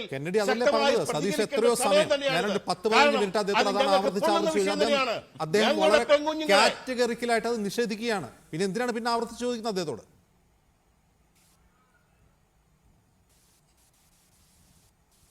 തീർത്തു പറയണം. ന്യൂനപക്ഷത്തിന്റെ ഞങ്ങളുടെ വിഷയം CPMന് വിഷയമല്ല. CPM ഉള്ളിൽ പോലും ചർച്ച ചെയ്തിട്ടില്ല. സഭ ഇത്രയും വിഷമത്തോടെ പറഞ്ഞിട്ടും ന്യൂനപക്ഷത്തിന്റെ ആ വിഷയത്തെ ഞങ്ങൾ തള്ളിക്കളഞ്ഞു എന്ന് തീർത്തു പറയണം. പരസ്യമായ നിലപാടൽ രഹസ്യമായി പോലും പാർട്ടിക്കുള്ളിൽ ചർച്ച ചെയ്തിട്ടില്ല എന്ന് ഉപതെരഞ്ഞെടുപ്പിന്റെ ഈ ഘട്ടത്തിൽ CPMന്റെ പ്രതിനിധി പറയുമോ? ശരി സതീഷ്, ഇവിടെ കെന്നഡി ഉന്നയിക്കുന്ന ഒരു പ്രശ്നം അങ്ങ് ശ്രദ്ധിച്ചു കാണും. ഇപ്പോൾ ഈ ലവ് ജിഹാദ് സംബന്ധിച്ചുണ്ടായ ഏറ്റവും ഹൈ പ്രൊഫൈൽ ആരോപണം നടത്തിയത് കേരളത്തിലെ മുൻ മുഖ്യമന്ത്രി VS അച്യുതാനന്ദനാണ്. അദ്ദേഹം ഡൽഹിയിലാണ് അത് ഉന്നയിച്ചത്. ആ വിഷയം ഉന്നയിച്ചത് 2010 ആലോചിക്കണം. 12 വർഷത്തിനിപ്പുറം നമ്മൾ വീണ്ടും അതേ വിഷയമാണ് കേരളത്തിന്റെ സമൂഹത്തെ കലുഷിതമാക്കുന്ന രീതിയിൽ ചർച്ച നടത്തിക്കൊണ്ടിരിക്കുന്നത്. ഇപ്പോൾ ഒരു മുൻ MLA ജില്ലാ സെക്രട്ടേറിയറ്റ് അംഗം അത് പറയുന്നു. VS അച്യുതാനന്ദൻ 12 വർഷം മുമ്പ് അത് പറയുമ്പോൾ അതിന് അദ്ദേഹം വിരൽ ചൂണ്ടിയത് പോപ്പുലർ ഫ്രണ്ടിന് നേരെയാണെങ്കിൽ ഇപ്പോൾ ജോർജ് തോമസ് അത് ജമാഅത്തെ ഇസ്ലാമിയെ കൂടി അതിൽ ചേർക്കുന്നുണ്ട്. അത് ഈ ലവ് ജിഹാദ് നടത്തുന്നത് ജമാഅത്തെ ഇസ്ലാമി കൂടിയാണ് എന്ന്. അത് ഒരുപക്ഷെ അദ്ദേഹം തെറ്റിദ്ധരിച്ച അങ്ങ് തന്നെ മുമ്പ് വിശദീകരിച്ച പോലെ ആ പാർട്ടി രേഖ തെറ്റായി മനസ്സിലാക്കിയതുകൊണ്ടൊക്കെ ആകാം. ഏതായാലും ഇവർ ഈ ജമാഅത്തെ ഇസ്ലാമി ഇപ്പോൾ നിയമ പോരാട്ടത്തിന് ഒരുങ്ങിയാണ്, മാനനഷ്ടത്തിന് നോട്ടീസ് അയച്ചിട്ടുണ്ട് എന്ന് പറയുന്നു. ഈ ജമാഅത്തെ ഇസ്ലാമി ഇങ്ങനെ നടത്തുന്നുണ്ട് എന്ന് നിങ്ങൾക്ക് വാദമുണ്ടോ? അതുപോലെ ലവ് ജിഹാദ് ഇല്ല, അങ്ങനെ ഒരു സംഭവമില്ല, അത് തെറ്റായ പ്രചാരണമാണ് എന്ന് തൃക്കാക്കര ഉപതെരഞ്ഞെടുപ്പിന്റെ പശ്ചാത്തലത്തിൽ പറയാൻ കഴിയുമോ എന്ന് കെന്നഡി വെല്ലുവിളിക്കുകയും ചെയ്തു.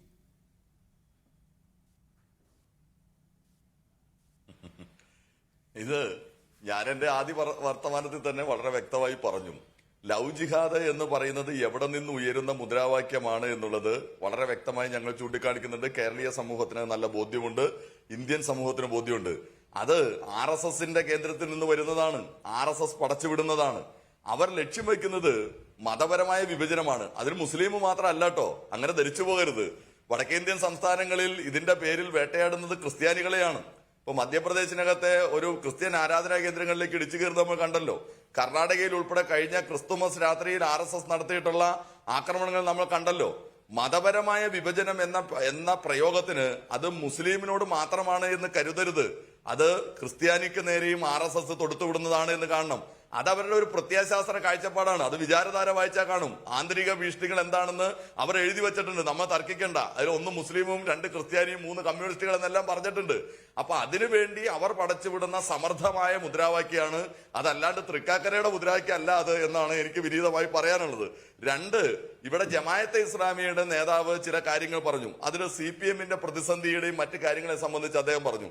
അങ്ങയോട് ഞാൻ പറയുന്നു, ജമായത്തെ ഇസ്ലാമിയുടെ ഗുഡ് സർട്ടിഫിക്കറ്റ് CPMന് ആവശ്യമില്ല. ഏതുപോലെ RSSന്റെ ഗുഡ് സർട്ടിഫിക്കറ്റ് ഞങ്ങൾക്ക് വേണ്ട എന്ന പോലെ തന്നെ ജമായത്തെ ഇസ്ലാമിയുടെ ഗുഡ് സർട്ടിഫിക്കറ്റ് ഞങ്ങൾക്ക് വേണ്ട. ഒരു തർക്കം അതിൻ്റെ അകത്തില്ല. RSSും ജമായത്തെ ഇസ്ലാമിയും മുന്നോട്ട് വയ്ക്കുന്ന ആശയം എന്താണ്? മതരാഷ്ട്രവാദത്തിൻ്റെതാണ്. ഒന്ന് ഭൂരിപക്ഷ മത തീവ്രവാദത്തെ മുന്നോട്ട് വയ്ക്കുന്നു, മറ്റത് ന്യൂനപക്ഷ മത തീവ്രവാദത്തെ മുന്നോട്ട് വയ്ക്കുന്നു. നിങ്ങൾ രണ്ടുപേരും ഇല്ലായ്മ ചെയ്യാൻ ശ്രമിക്കുന്നത് ഇവിടുത്തെ സെക്യുലർ സ്വഭാവത്തെയാണ്. അതുകൊണ്ട് നിങ്ങളുടെ 2 കൂട്ടരുടെയും സർട്ടിഫിക്കറ്റ് കിട്ടി ഞങ്ങൾക്ക് നല്ല പിള്ളയാകണ്ട, നിങ്ങൾ ഞങ്ങളെ എതിർത്തുകൊള്ളൂ. പിന്നെ ഒന്ന്, ജമായത്തെ ഇസ്ലാമിയെ വിമർശിക്കുമ്പോ അത് മുസ്ലിം ജനവിഭാഗത്തെ വിമർശിക്കുന്നു എന്നങ്ങ് വ്യാഖ്യാനിച്ചു പോകണ്ട. മുസ്ലിം ജനവിഭാഗത്തിന്റെ അട്ടിപ്പേർ അവകാശം ജമായത്തെ ഇസ്ലാമിക്കില്ല. ഹിന്ദു ജനവിഭാഗത്തിന്റെ അട്ടിപ്പേർ അവകാശം RSSന് ഇല്ലാത്ത പോലെ തന്നെ മുസ്ലിം ജനവിഭാഗത്തിന്റെ അട്ടിപ്പേർ അവകാശം ജമായത്ത് ഇസ്ലാമിക്കില്ല. മഹാഭൂരിപക്ഷം വരുന്ന മുസ്ലിം സെക്യുലറായി ചിന്തിക്കുന്നവരാണ്. മഹാഭൂരിപക്ഷം വരുന്ന ഹിന്ദു സെക്യുലറായി ചിന്തിക്കുന്നവരാണ്. ആ സെക്യുലറായി ചിന്തിക്കുന്ന മുസ്ലിമും ഹിന്ദുവും അടങ്ങുന്ന ജനവിഭാഗം നിങ്ങളെ എതിർക്കുകയാണ്. ജോർജ് എം തോമസ് പറഞ്ഞു വെക്കുന്നത് ഈ പ്രൊഫഷണൽ ക്യാമ്പസുകളിൽ പോപ്പുലർ ഫ്രണ്ടിനോടൊപ്പം ജമാഅത്തെ ഇസ്ലാമിയും ലവ് ജിഹാദിൽ പങ്കെടുക്കുന്നു എന്നാണ്. അപ്പോൾ ഇവർ മാനരാഷ്ട്രത്തിന് നോട്ടീസ് അയച്ചിട്ടുള്ള ആ പ്രസ്താവന പിൻവലിക്കണമെന്ന് ആവശ്യപ്പെട്ടുകൊണ്ടാണ്. CPMന്റെ രേഖയിൽ അങ്ങനെ ലവ് ജിഹാദ് എന്ന് പറയുന്നില്ല. ഇവർ അങ്ങനെ ചെയ്യുന്നു, അത് ഈ പോപ്പുലർ ഫ്രണ്ടും ജമാഅത്തെ ഇസ്ലാമിയും ക്യാമ്പസുകളിൽ ലവ് ജിഹാദ് നടത്തുന്ന ആരോപണം CPMനുണ്ടോ? ഈ ജോർജ് എം തോമസിന് നാക്കുപിഴ പറ്റിയതിൽ അതും ഉൾപ്പെടുമോ? അതും തിരുത്തുമോ? അല്ല, ഞാൻ അതിനു മുമ്പ് ഒരു കാര്യം കൂടി. അദ്ദേഹം പിന്നെ പറഞ്ഞു, നാർക്കോട്ടിക് ജിഹാദ് എന്ന പരാമർശം വന്നപ്പോൾ CPM നേതാക്കന്മാർ പ്രതികരിച്ചില്ല. ഉദാഹരണം പറഞ്ഞാണ്, കേരളത്തിന്റെ മുഖ്യമന്ത്രിയല്ലേ നാർക്കോട്ടിക് ജിഹാദ് എന്ന പ്രയോഗത്തെ സംബന്ധിച്ച് ശക്തമായ നിലപാട് പറഞ്ഞത്? വേറെ ആരാ പറഞ്ഞത്? ഇടതുപക്ഷ പ്രസ്ഥാനങ്ങളും CPM അല്ലേ പറഞ്ഞത്? എന്നിട്ട് തെറ്റിദ്ധരിപ്പിക്കാമോ? അതിന്റെ തുടർച്ചയിൽ നടന്ന ചർച്ചയ്ക്കകത്ത് ഈ കേരളത്തിനകത്തെ മുസ്ലിങ്ങൾ തീവ്രവാദികളാണെന്ന് ചാപ്പ കുത്താനുള്ള ശ്രമം നടത്തിയില്ലേ?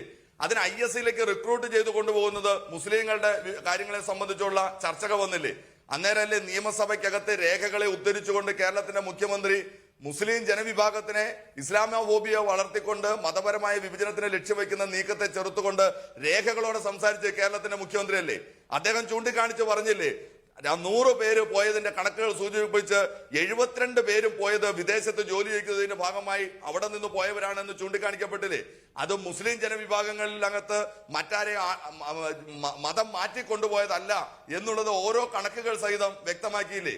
അത്തരം കാര്യങ്ങളോട് കൃത്യമായ നിലപാടുകൾ സ്വീകരിക്കുകയും ഇസ്ലാമോഫോബിയ വളർത്തിക്കൊണ്ട് RSSന്റെ പദ്ധതി വികസിപ്പിക്കാൻ പരിശ്രമിക്കുകയും ചെയ്യുമ്പോൾ മുസ്ലിം ജനവിഭാഗത്തെ സംരക്ഷിച്ചു നിർത്താൻ ആവശ്യമായ നിലപാട്, ക്രിസ്ത്യൻ ജനവിഭാഗത്തെ സംരക്ഷിച്ചു നിർത്താൻ ആവശ്യമായ നിലപാട്, മതന്യൂനപക്ഷങ്ങളെയും മതേതരത്വവാദികളെയും സംരക്ഷിച്ചു നിർത്താൻ ആവശ്യമായ നിലപാട് ശക്തമായി സ്വീകരിക്കുന്ന പ്രസ്ഥാനത്തിന്റെ പേര് communist party of India, Marxist എന്നാണെന്നും ഇവിടത്തെ ഇടതുപക്ഷ ഗവൺമെന്റ് ആണ് എന്നുള്ളതും കാണാൻ കഴിയും. അത് ഈ നാട്ടിലെ ജനങ്ങൾക്ക് ബോധ്യമുണ്ട്. ഈ ജമാഅത്തെ ഇസ്ലാമിയെ സംബന്ധിച്ച് ചോദിച്ച ചോദ്യം, ആ ജമാഅത്തെ ഇസ്ലാമിയെ സംബന്ധിച്ചുള്ള നിലപാട് എന്താണെന്ന് ഞാൻ കൃത്യമായി നേരത്തെ പറഞ്ഞു. അവർ മുമ്പോട്ട് വയ്ക്കുന്ന വാദം മതരാഷ്ട്രവാദത്തിന്റേതാണ്. അതിലേക്ക് ചെറുപ്പക്കാരെ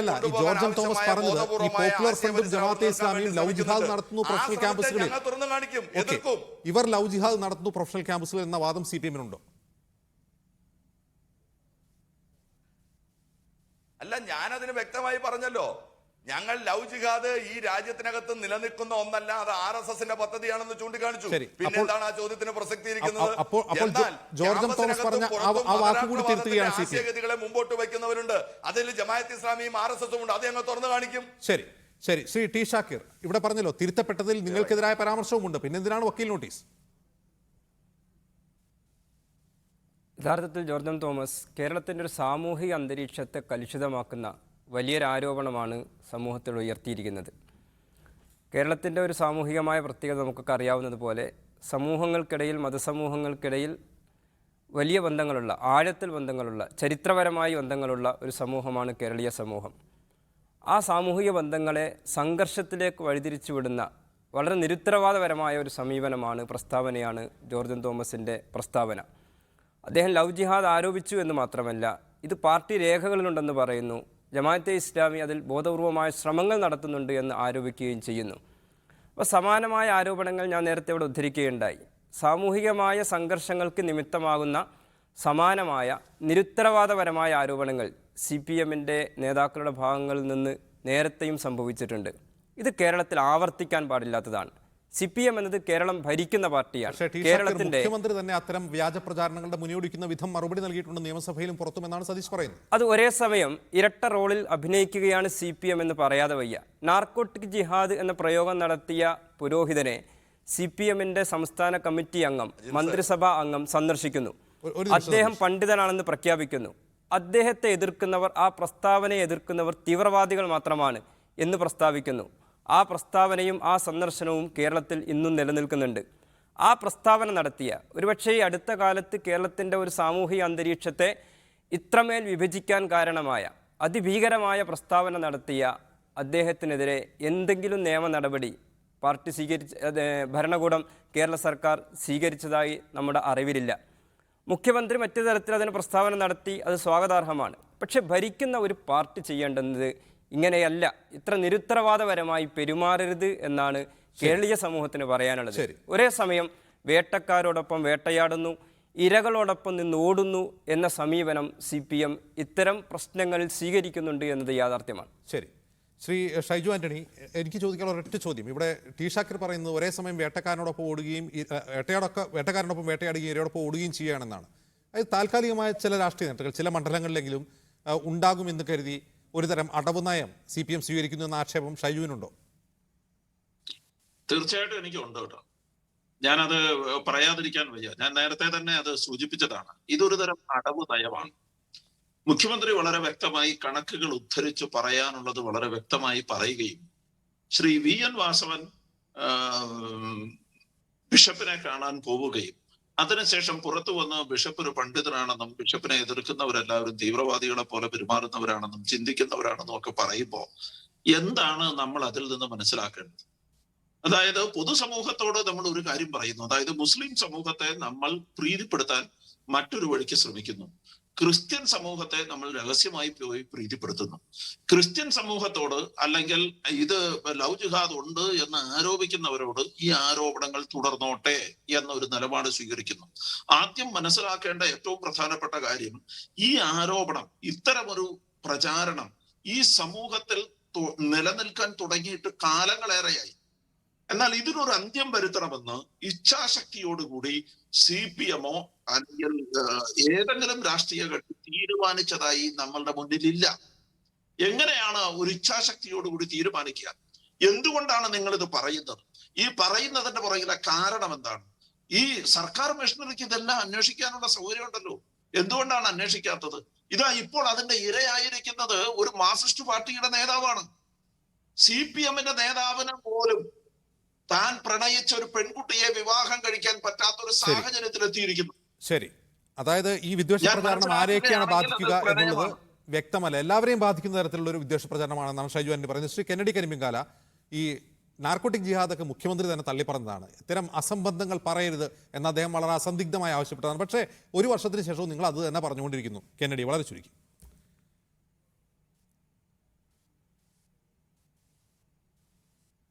ഇപ്പോ ഈ നർക്കോട്ടിക് ജിഹാദിന്റെ ഇപ്പോഴത്തെ വിഷയവും അത് കോടതിയിൽ ഇപ്പോൾ നടക്കുന്നതും 164 മൊഴി കൊടുക്കുന്ന കാര്യങ്ങളടക്കം ഞാനിതുവരെ പറഞ്ഞു കഴിഞ്ഞു. ഞാൻ അതിനേക്കാൾ അപ്പുറമായി ഞാൻ പറയുന്നത് ഇപ്പോ കോഴിക്കോട് ജില്ലാ സെക്രട്ടറി CPM-ന്റെ കോഴിക്കോട് ജില്ലാ സെക്രട്ടറി മോഹനൻ മാസ്റ്റർ അലൻതാഹ വിഷയത്തിൽ പറഞ്ഞിരുന്നു CPM-ൽ ഞാൻ അങ്ങനെയാണ് എന്റെ മനസ്സിലാക്കൽ, CPM-ൽ അടക്കം തീവ്രവാദികൾ നുഴഞ്ഞു കയറിയതായി സംശയിക്കുന്നു. BJP-യുടെ നേതാക്കളും അത് തന്നെ പറയുന്നുണ്ട്. ഇപ്പൊ ഈ ഒരു വിഷയത്തിൽ ഞാൻ ഒരു തേജോവധം നടത്തുകയല്ല, ഈ ഒരു വിഷയത്തിൽ ഇദ്ദേഹം പറയുന്നത് ഞാനൊരു മതവിശ്വാസിയല്ല, പള്ളിയിൽ പോകുന്നില്ല എന്നാണ്. അപ്പോൾ കൂടുതൽ സംശയിക്കുന്നു. കാരണം ഒരിക്കലും ഇത്തരം നുഴഞ്ഞു കയറുന്നവർ അല്ലെങ്കിൽ ഇത്തരം തീവ്രവാദ പ്രവർത്തനങ്ങൾ ചെയ്യുന്നവർ ഒരിക്കലും മുസ്ലിങ്ങളാവില്ല. തീവ്രവാദ പ്രവർത്തനത്തിൽ ഏർപ്പെടുന്നവർക്ക് ഇസ്ലാമിൽ വിശ്വസിക്കാൻ കഴിയില്ല, ഒരു യഥാർത്ഥ ഇസ്ലാം ആകാനും കഴിയില്ല.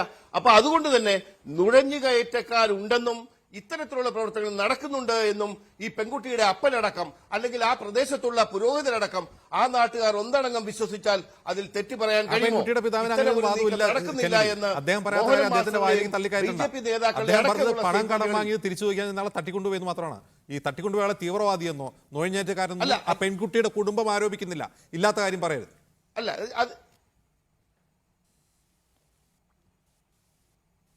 അല്ല, അദ്ദേഹത്തോട് ബാക്കി കാര്യങ്ങൾ പറഞ്ഞത് മുഴുവൻ മുൻ MLA ആണെന്ന് അദ്ദേഹം വ്യക്തമാക്കുന്നുണ്ട്. ജോർജ് തോമസ് ആണ് ഇത്തരം കാര്യങ്ങളെല്ലാം പറഞ്ഞതെന്ന്. ആ ജോർജ് തോമസ് പരസ്യമായി വെളിപ്പെടുത്തി കഴിഞ്ഞു. ഇനി ഒരു അരമണിക്കൂർ മുമ്പ് കഴിഞ്ഞ കാര്യത്തെ കുറിച്ച് കെന്നഡി നുണ പറയരുത് പ്ലീസ്. അല്ല, കേട്ടു പക്ഷേ കേട്ടു ജോർജ് തോമസ് ആണ് ഇദ്ദേഹത്തിന്റെ പിതാവിനോട് ഇന്ന കാര്യങ്ങൾ പറഞ്ഞതെന്നും അദ്ദേഹം ഇപ്പൊ ചാനലിൽ വെളിപ്പെടുത്തുകയുണ്ടായി. അപ്പൊ അതേ ജോർജ് തോമസ് തന്നെ മാധ്യമങ്ങളോട് വെളിപ്പെടുത്തുന്നുണ്ട് എന്താണ് സംഭവിച്ചതെന്ന്. അപ്പോൾ ഈ പെൺകുട്ടിയുടെ പിതാവിന് മാധ്യമങ്ങളുടെ മുന്നിൽ വന്ന് ഇത്തരം കാര്യങ്ങൾ ചടുലമായി സംസാരിക്കാൻ കഴിയുന്നില്ല എന്നുള്ളത് കൊണ്ട് അത് മുതലാക്കാൻ ശ്രമിക്കരുത്, അതൊരു അവസരമായിട്ട് എടുക്കരുത്. ഇതിന്റെ ഗൗരവം മനസ്സിലാക്കുക. ഈ ഗൗരവമായ സാഹചര്യം അതുകൊണ്ട് തന്നെയാണ് അദ്ദേഹം 10 മിനിറ്റ് ഇവിടെ സംസാരിച്ചതാണ്. ഞാൻ അദ്ദേഹത്തോട് ആവർത്തിച്ച് ചോദിച്ചതാണ്. അദ്ദേഹം പറഞ്ഞത് പൊതുസമൂഹം കേട്ടതാണ്. സതീഷിന് എന്തെങ്കിലും പറയാനുണ്ടോ അവസാനമായി? ഒരൊറ്റ നിമിഷം. അതാ ജമാഅത്ത് ഇസ്ലാമിയുടെ സുഹൃത്ത് ഇവിടെ പറഞ്ഞു ഞങ്ങൾക്ക് ഇരട്ട സമീപനമാണ് എന്ന്. അത് ജമാഅത്ത് ഇസ്ലാമിയെ തുറന്നു കാണിക്കുമ്പോൾ ഞങ്ങൾക്ക് ഇരട്ട സമീപനമാണെന്ന് അങ്ങക്കും അങ്ങയുടെ കൂട്ടർക്കും തോന്നുന്നതാണ്. അത് സാധാരണ കേരളീയ സമൂഹത്തിന് തോന്നുന്നില്ല എന്നുള്ളത് മനസ്സിലാക്കണം. അതുകൊണ്ട് കേരളീയ സമൂഹത്തിന് അഭ്യർത്ഥിക്കാനുള്ളത് എന്ന അങ്ങയുടെ വാദം ഉപേക്ഷിക്കണം. ജമാഅത്ത് ഇസ്ലാമിക്ക് അതാണ് അഭിപ്രായം എന്ന് പറഞ്ഞിട്ടുണ്ടെങ്കിൽ അത് നമുക്ക് വേണമെങ്കിൽ പരിഗണിക്കാവുന്നതാണ്. കേരളീയ സമൂഹത്തിന് അങ്ങനെ ഒരു അഭിപ്രായം ഇല്ല എന്നുള്ളത് കാരണം. 2, ഈ പ്രചരണത്തിന്റെ അന്ത്യം കുറിച്ചുകൂടെ എന്നാണ് ഇവിടെ ചോദ്യം. ഈ പ്രചരണം വരുന്നത് ഞാൻ പറഞ്ഞു RSS കേന്ദ്രത്തിലാണ്. ഇവിടെ അന്ത്യം കുറിക്കാൻ കേരളത്തിന്റെ ഗവൺമെന്റ് പറഞ്ഞു ലവ് ജിഹാദ് ഇല്ല. അന്വേഷണ ഏജൻസികൾ പരിശോധിച്ചു പറഞ്ഞു അങ്ങനെ ഒരു തെളിവില്ല. കോടതി പറഞ്ഞു ലവ് ജിഹാദ് ഇല്ല. സതീഷ്, ഈ വ്യാജ പ്രചാരണം സാമൂഹിക മാധ്യമങ്ങൾ വഴിയാണ് നടക്കുന്നത്. അത്തരം വ്യാജ പ്രചാരണങ്ങൾ നടക്കുന്നവർക്കെതിരെ നിയമ നടപടി സ്വീകരിച്ചാൽ നിലച്ചു പോകുന്ന ഒന്നാണ്. ആവശ്യപ്പെടുമ്പോൾ നിങ്ങൾ തിരുത്തുന്നില്ല എന്നുള്ളതല്ല, ഈ വ്യാജ പ്രചാരണം നടത്തുന്നവർക്കെതിരെ നിയമ നടപടി സ്വീകരിച്ചാൽ തീരുന്ന കേസാണ്. അത്തരം നടപടികൾ ഉണ്ടാകുന്നില്ല എന്ന പരാതി 2-3 വർഷമായിട്ട് ഇവിടെ ഉണ്ട്. ആളുകൾ എടുക്കുമ്പോ ഇത്തരം കാര്യങ്ങൾ പരിശോധിച്ച് നിയമപരമായ നടപടികൾ സ്വീകരിക്കേണ്ടത് നിയമപരമായ നടപടികൾ സ്വീകരിക്കാൻ ഒരു മടിയും കാണിക്കുന്നില്ല. ശരി, ആ മടി കാണിക്കാതിരുന്നാൽ ഒരുപക്ഷെ ഈ പ്രചാരണം അവസാനിക്കുമെന്നാണ് ഷൈജു ആന്റണി ചൂണ്ടിക്കാട്ടിയത്. വളരെ നന്ദി Shri S. Satheesh, Kennedy Karimukala, T Shakir, Shaiju Antony ഇത്രയും സംസാരിച്ചതിന് ഇടവേള.